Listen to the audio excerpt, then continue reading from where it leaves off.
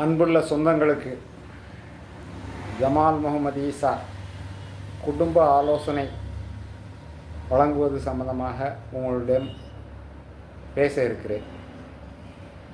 எங்களுடைய சின்சியர் சமூக சேவை நிறுவனம் 1990 முதல் துவங்கி குடும்ப ஆலோசனை சிறப்பாக வழங்கி வருகிறது.